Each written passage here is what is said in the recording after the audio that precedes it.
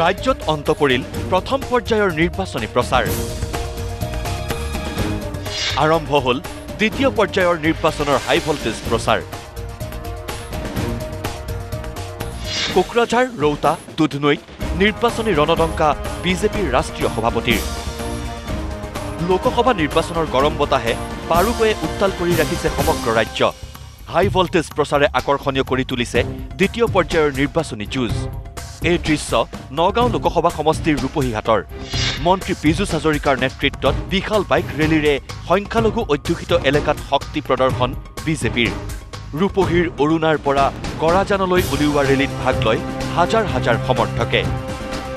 কৰাজান কেৰুৱাটি জুৰিয়াৰ চুটিপাৰত প্ৰচাৰ চলাই সংখ্যালঘু ৰাইজৰ পৰা ভোট বিচাৰিলে মন্ত্ৰী পীযুষ হাজৰিকাই সংখ্যালঘু লোকসকলক তেওঁলোকক কংগ্ৰেছে কৰা প্ৰতাৰণাৰ কাৰণে তেওঁলোক জাগ্ৰত হৈছে আৰু এতিয়াও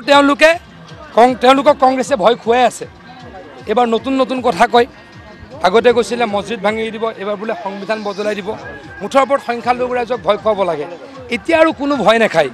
এতিয়া ডেভেলপমেণ্টৰ ৰাজনীতি বিচাৰে আমি অৰুণোদয় সকলোকে দিছোঁ আমি ৰেচন কাৰ্ড সকলোকে দিছোঁ আয়ুষ্মান কাৰ্ড সকলোকে দিছোঁ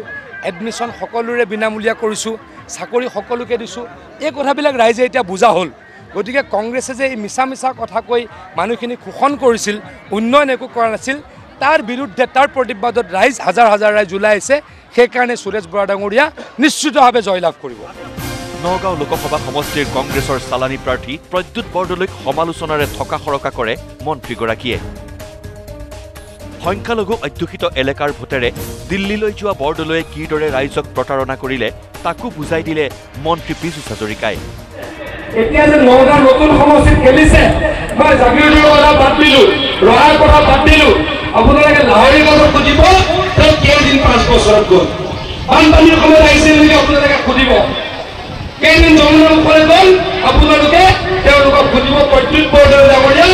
কেইদিন যমুনা মুখলৈকে গ'ল কেইদিন লাহৰী ঘাটলৈ গ'ল আপোনালোকে এবাৰ প্ৰশ্ন কৰিব এইবিলাক মানুহে ক'ৰ পৰা আহি ক'ত ভোট কৰে আমি নিজেও নাজানো হয়নে নহয় কওক প্ৰদ্যুৎ বৰদলৈ ডাঙৰীয়া ঘৰ ক'ত মাৰ্ঘেৰিটাত হয়নে আমাৰ লগতো আত্মিক সম্পৰ্ক আছে নেকি কওক বিজেপি চৰকাৰে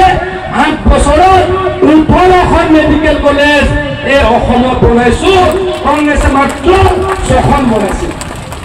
এতিয়া কওকচোন কংগ্ৰেছে অসমখন কিমান দিন শাসন কৰিছিল কংগ্ৰেছে অসম কিমান দিন শাসন কৰিছিল 60 বছৰ হয়নে তো 60 বছৰত তেওঁলোকে বনালে মাত্ৰ 6খন আৰু আমি শাসন কৰিলোঁ 7 বছৰ 10 মাহ আমি কৰিলোঁ 18খন এয়া হৈছে কংগ্ৰেছ আৰু বিজেপিৰ পাৰ্থক্য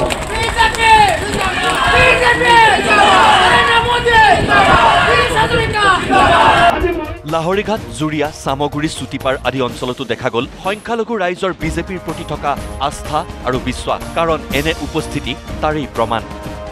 খুব ভাল পৰিৱেশ বিশেষকৈ সংখ্যালঘু বসতিপূৰণ অঞ্চলত য'ত বিজেপি একেবাৰে নাছিলে তাত এই মুহূৰ্তত বিজেপিৰ জয় জয়ময় অৱস্থা আজিৰ দিনটোত 4খন সভা কৰিম আজিৰ পৰাতো প্ৰত্যেক দিনাই নগাঁৱত থাকিম নগাঁৱৰ বাসিন্দা নগাঁৱৰ ভোটাৰ মই যি পৰিৱেশ দেখিছোঁ কেইদিনমানৰ আগত ঢিঙলৈ গৈছিলোঁ লাহৰীঘাটলৈ গৈছিলোঁ সকলোৱে বিজেপিক ভোট দিব আৰু সুৰেশ বৰা ডাঙৰীয়াৰ বিজয় সুনিশ্চিত ইফালে প্ৰচাৰত পিছ পৰি ৰোৱা নাই গুৱাহাটী লোকসভা সমষ্টিৰ বিজেপি প্ৰাৰ্থী বিজুলী কলিতা মেধি ৰাইজৰ সঁহাৰিয়ে উৎসাহিত কৰা মেধিৰ এতিয়া এটাই লক্ষ্য পূৰ্বৰ সকলো অভিলেখ ভংগ কৰি লাখ লাখ ভোটৰ ব্যৱধানত জয়ী হ'ব লাগে আমি এতিয়া ভাৰতীয় জনতা পাৰ্টি আৰু মিত্ৰজোঁটৰ এটাই কথা কৈছে যে আমি আমাৰ যি অভিলেখ যোৱাবাৰৰ যি অভিলেখ সেয়া ভংগ কৰি আৰু যাতে আমি ভোটৰ আমাৰ হাৰ আগুৱাই নিব পাৰোঁ এইটোৱে আমাৰ মানে পণ আচলতে আমাৰ তেনেকুৱা প্ৰতিদ্বন্দ্বী বুলি পেলাই আমি কাকো ভবা নাই কিন্তু আমি আমাৰ নিজৰ অভিলেখ যোৱাবাৰৰ অভিলেখটো ভংগ কৰি পেলাই আমি আগুৱাই যোৱাটোতে আমি বেছি গুৰুত্ব প্ৰদান কৰিছোঁ টিপু সমষ্টিৰ বিজেপি প্ৰাৰ্থী অমৰ সিং টিছৰ নিৰ্বাচনী প্ৰচাৰো চলিছে জোৰদাৰ গতিত বাগৰিৰ দেওমৰত নিৰ্বাচনী প্ৰচাৰ চলাই টিছৰ দাবী আমি 80% ভোট পাম 3 লাখ ভোটৰ ব্যৱধানত ডিপুৰ পৰা জয়ী হোৱাৰ দাবী অমৰ সিং টিছৰ 8,90,000 8,90,000 পৰা আমি 80% পাম আৰু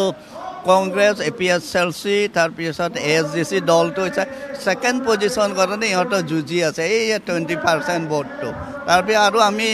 এতিয়া আৰু 5-6 দিনমান 5-6 দিনমান যদি আমাৰ কাৰ্যকৰ্তাবিলাক যদি কষ্ট কৰে তেতিয়া আৰু 5% আমাৰ ভোটটো বাঢ়িব আমি মানে 80% ভোট পাম আৰু 15% যিটো আছে এই যে ইণ্ডিপেণ্ডেণ্ট যিমানখিনি আছে ASDC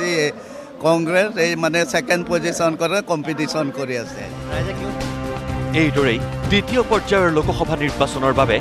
সমষ্টিয়ে চলিছে প্ৰচাৰ অভিযান ব্যুৰ' ৰিপৰ্ট নিউজ লাইভ